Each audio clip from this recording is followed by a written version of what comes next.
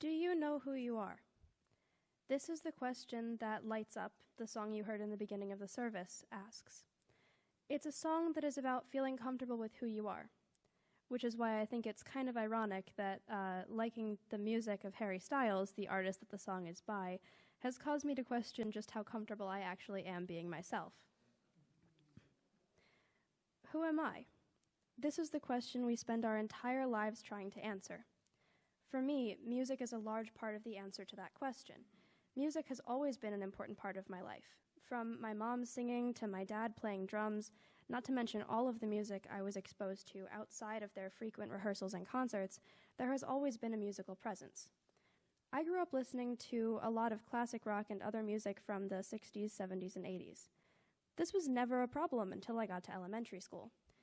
See, I was called weird a lot when I was younger. I was made fun of a lot. And one of the things I was made fun of for was what music I liked. Until one day in probably 4th or 5th grade, the majority of the class likely did not know what music I liked. But then one day in music class, we had a dance party. We could put on any song we wanted as long as it was school appropriate. So I put on a song by the band Genesis because my dad was doing a Genesis concert and I loved that song. Pretty much the whole classroom laughed. Looking back, I realized that song was not a great selection for a dance party, but that wasn't why they were laughing.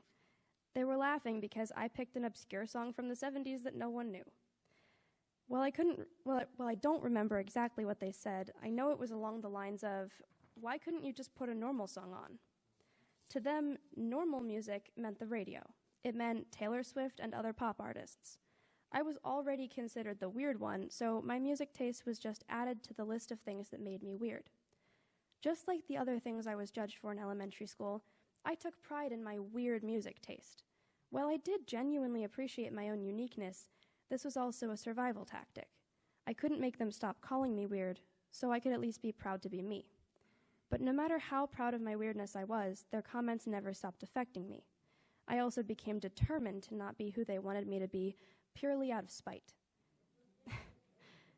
It took me a long time to feel comfortable listening to music out loud if I was not absolutely sure that whoever could hear it also liked that music. This was extra difficult once the pandemic happened because music became a constant presence in my life, but I also always had to have earbuds in if I was listening to music. I couldn't listen to music in the shower because what if my family heard it?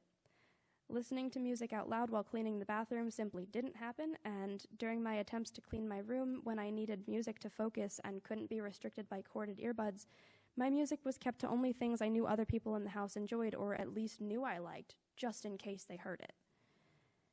At the same time that I was being made fun of for my weird music taste, and throughout my whole life, I was also receiving negative messages about pop music and pop artists. I was internalizing these messages about them being too repetitive or not interesting enough, and thinking they were lesser to other music. I judged pop music and pop artists whether I knew I was doing it or not, and I judged the people who listened to them too. This goal of being the opposite of who they wanted me to be, combined with these negative messages, meant I developed a kind of mental block about liking anything mainstream, whether it be music or anything else. Because of this, when I started listening to Harry Styles, it really threw me for a loop. While I had become much more comfortable sharing my music with people, playing it out loud, and talking about the kind of music I like, I still found myself judging my own music taste. I kept thinking, why do I even like this? And, this song isn't very interesting, but I just like it because I guess it sounds cool. I ended up torturing myself trying to justify liking his music. Nevertheless, my interest in the music of Harry Styles grew. As I got more and more into the music and listened to it more often, I judged myself even more. I started judging myself not only for liking the music, but for how much I listened to it, because that was yet another thing I had been judged for in the past. When I got into middle school, my friends liked a lot of the same music as I did, so they introduced me to new things.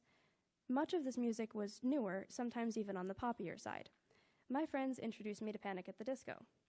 Because they introduced me to it, I felt comfortable with liking it, at least when I was around them. I got really into Panic at the Disco. I listened to that band all the time. I finally had something that I loved, that I could embrace loving, and that I could share with my friends without fear of judgment. But then one day in math class, a friend saw that I was listening to Panic at the Disco again and asked, "Why is that all you ever listen to?" This time, I wasn't being judged for what music I enjoyed, but instead for how I enjoyed it. When this happened, I was suddenly back to being reluctant to share music with people for fear of judgment. I started hiding my computer every time I was playing music through my earbuds at school. I was back to music being a thing I could only fully enjoy when I knew I was alone, when I knew no one could judge me for it. For me, when I get into a new artist, band, or genre, that's all I listen to for a while. I focus really deeply on that one thing until I don't, and then I move on to another kind of music. That happens for me with interests as well. It's just a part of who I am and how I enjoy things. But suddenly I was judged for it. When this friend judged me for only ever listening to Panic at the Disco, it was like they were implying I didn't have a diverse enough taste in music simply because they saw me listening to one artist a lot.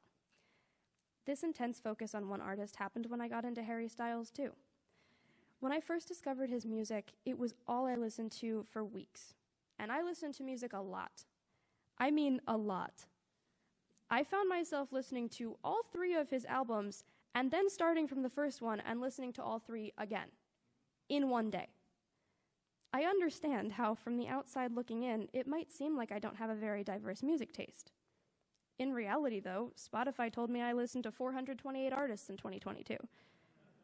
I have an incredibly diverse music taste. I just listen to music differently than people think I should, differently than the world thinks I should. Even if I don't have a diverse music taste, even if I primarily listened to one artist all the time and never wanted to listen to anything else, what would be the problem with that? The way I see it, there's nothing wrong with having a favorite artist. Music is such a personal thing, and it shouldn't matter whether you have one favorite artist or 1,000 favorite artists, as long as you like it. The world loves to tell us who we should be. As a society, we're told what we should value, who we should like, and what music we should like. Everything is forced into its own little box, and then these boxes are sorted into acceptable and different. Our love of putting things in boxes is why we have religions, sexuality labels, genres, and so many other things. In theory, there isn't a problem with putting things in boxes, at least not until they become restrictive, but they become restrictive pretty quickly. These messages and opinions from society do not leave room for much interpretation, when, in reality, life is more complicated than that.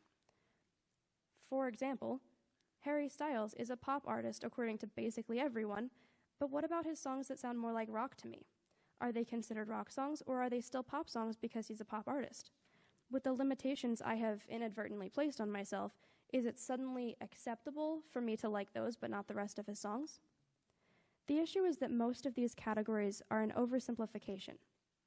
In trying to find my own identity, I agonized over finding a label that I liked because I felt like I would be more comfortable in the safe confines of a box. In reality, though, those boxes were way too restrictive for me. This goes for genres, too. Genres have a lot of overlap, as do so many other things. I don't even know what genre half of the music I listen to technically is, because I feel like these labels are confusing on a good day and make absolutely no sense on a bad one. This categorizing and judging is not always intentional. In fact, usually it probably isn't. There are so many people in my life who I love and respect, and who love and respect me, who have enforced these expectations of who I should be without even realizing they were doing it. So how do we navigate this space between the opinions of people we love and respect and our own opinions and personalities? I can't tell you to disregard everyone else's opinions about you, because it isn't that simple. Sometimes it can even be good to get input from other people, but we don't have to change ourselves to fit in. You can never be wrong for being your most authentic self. I guess there could be some exceptions to that. For example, in the words of my US history teacher, don't murder people. But for the most part, though, that comment holds true. I have never fit in. I fit into my family, I fit into my friends at school, I fit into certain communities, but in a larger societal context, I don't think I've ever felt like I fit in. But why should I? Why should I let the world tell me who to be? Why should I let the world tell me who to love, what to be interested in, or what music to like? Our congregation's mission statement says, "We experience and express our awakening to love through arts and music." So how can we as a society awaken to love if we are judging people for what kinds of arts and music they like? I'm not telling you not to judge people. Judging people is human. We can't control it. What I am telling you, though, is next time you find yourself judging someone, Try to rethink it. Those differences that caused you to judge them are what make everyone unique. Judging ourselves for what kinds of arts and music we like makes it hard to awaken to love too. It's easy to say be yourself, but I know it's not that simple.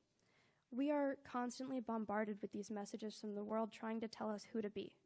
What I can say, though, is don't let the world tell you who to be. You know who you are, so embrace it.